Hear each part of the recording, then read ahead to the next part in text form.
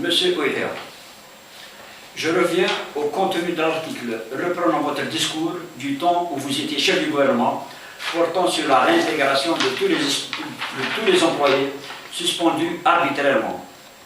Cet article précise que vous avez adressé une ordonnance aux Wali et aux administrations centrales et locales ordonnant la réintégration immédiate et sans condition de tous les employés et fonctionnaires suspendus ayant en leur possession des décisions de justice prononcées en leur faveur, ce qui est le cas de ma fille qui attend toujours la régularisation de sa situation.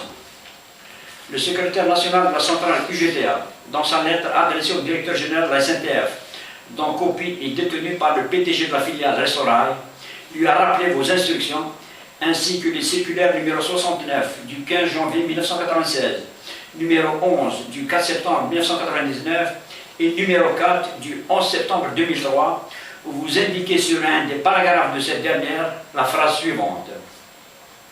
Je tiens à rappeler à l'ensemble des destinataires de la dite circulaire que l'Algérie est un état de droit dans lequel nul ne peut se placer ni au-dessus de la loi, ni encore moins sur le chemin des décisions de juridiction.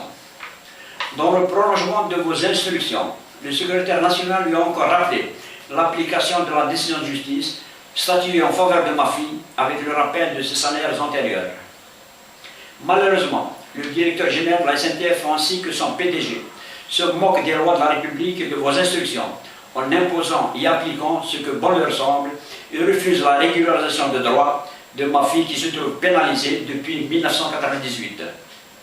Je ferai en sorte que cet enregistrement vous parvienne, espérant de votre part l'intervention appropriée à la hauteur de la carence, de la gravité qui implique les deux décideurs qui ne se rendent pas compte de la souffrance de ma fille qui passe des nuits cauchemardesques. Pour le ministre du Travail, M. Mohamed Benmerali, ministre du Travail, j'ai conservé pour mémoire l'article portant sur la réunion de travail que vous avez présidée au siège de votre ministère en présence de tous les acteurs activant dans cette sphère. Les quotidiens de la journée du 2 février 2014 ont ainsi repris votre intervention en soulignant votre mérite d'avoir mis à nu le dysfonctionnement de la gestion du monde du travail. Vous avez ciblé particulièrement les entreprises privées, auteurs de nombreuses infractions aux lois sociales de 1990.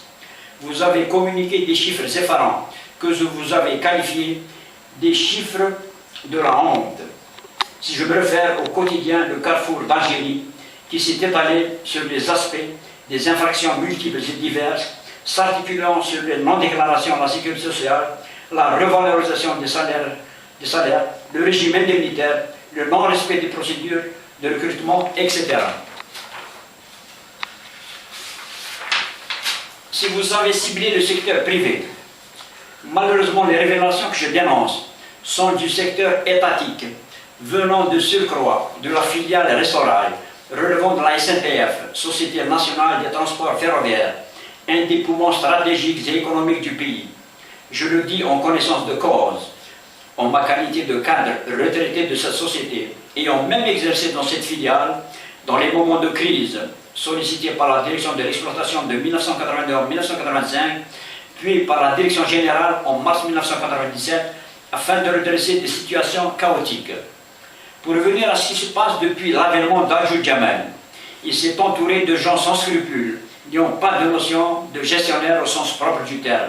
Il se contente d'instaurer un climat de terreur, une gestion esclavagiste, imposant silence et obéissance. Toute revendication de droit légitime ou de contestation de décisions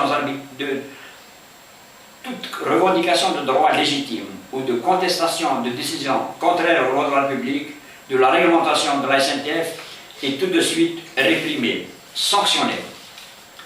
Comme preuve, je cite le cas de ma fille, victime d'injustice et de licenciement abusif.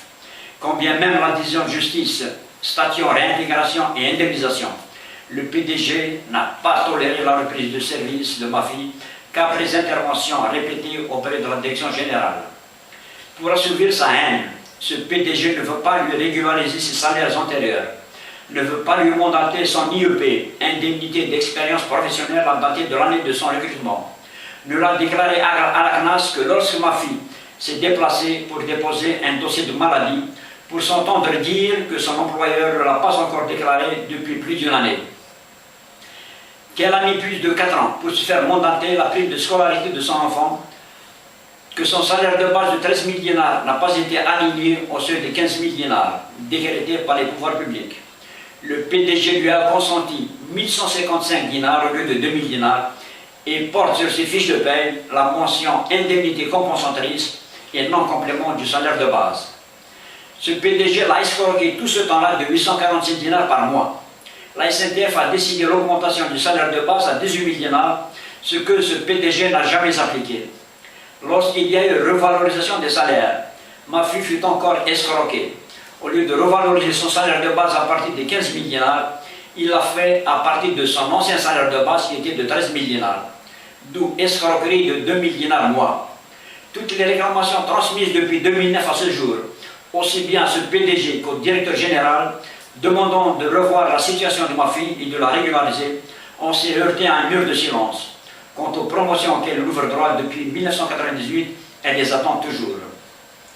D'autres agents, d'autres travailleurs sont venus me contacter pour me faire part des misères que leur fait subir le PDG adjoint. Ils m'ont contacté, ils se sont munis de documents qui attestent des sanctions infligées à tort, des retenues sur salaire qui ne se justifient pas, des rétrogradations décidées abusivement sans qu'il y ait d'infraction, des licenciements prononcés envers des agents alors que les fautes qui leur sont reprochées sont de loin insignifiantes à celles commises par d'autres agents qui jouissent de protection et d'impunité du PDG et du chef de département qui les ont recrutés. Ils m'ont cité d'autres infractions qui impliquent des travailleurs alors que la réalité est tout autre. D'autres agents me disent qu'ils exercent sous pression, dans des conditions humiliantes, chose vérifiable à tout moment et documents y afférents exhibés. La question demeure posée sur la présente requête du 4 février 2014 qui vous était destinée demeurait sans réponse. Est-ce que les responsables de votre ministère, M. Benherani, chargés de recevoir votre courrier, vous informer de l'importance de certaines requêtes qui méritent une attention particulière? La requête de ces travailleurs est un véritable SOS, un cri d'alarme qui ne doit pas rester lettre morte. Plus de 7 mois sont passés et toujours ce silence qui perdure. Ces travailleurs en ont ras-le-bol et me sollicitent pour les accompagner et les assister dans les différentes démarches que nous allons entreprendre ensemble. C'est la raison pour laquelle les requêtes qui seront transmises seront émargées par moi-même et le secrétaire général du syndicat d'entreprise de cette filiale.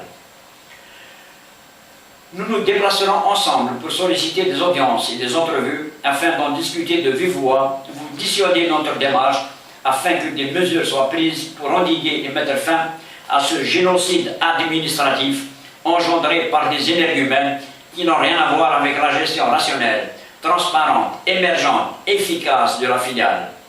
Visionnez la vidéo destinée au directeur général du PDG dans laquelle je parle de la campagne d'intox que mène le chef de département Pichit pour déstabiliser le travail dans la section syndicale qui semble gênée par le travail transparent, propre qu'elle réalise.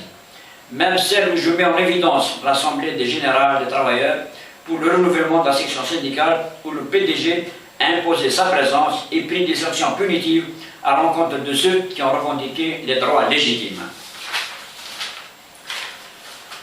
Pour le ministre des Transports, je termine cette vidéo en m'adressant à M. Amar Roul, ministre des Transports. Comme pour M. Benherani, ministre du Travail, les travailleurs de la filière m'ont exhibé copie des requêtes qui vous étaient transmises les 25 janvier et 3 février 2014, restées sans suite après plus de 9 mois d'attente, attente qui perdure et décourageante.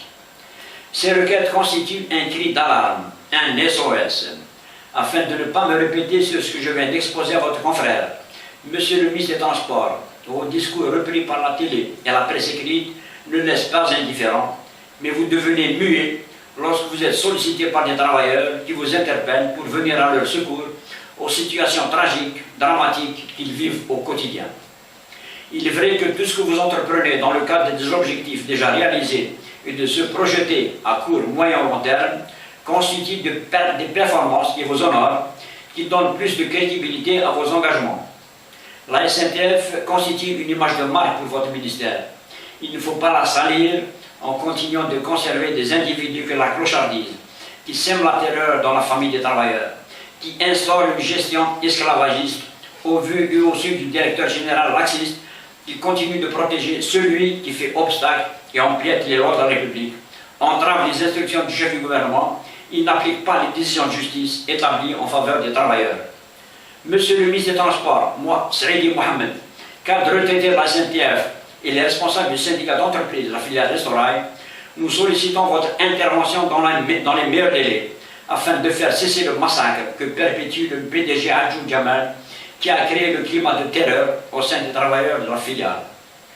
Vous n'avez qu'à visionner la vidéo destinée au PDG et au DG pour constater le sale travail que fait Kéchit qui a pris le train B9 sur Oran afin de déstabiliser le travail que réalise la section syndicale qui dérange la gestion esclavagiste qu'impose Adjoud.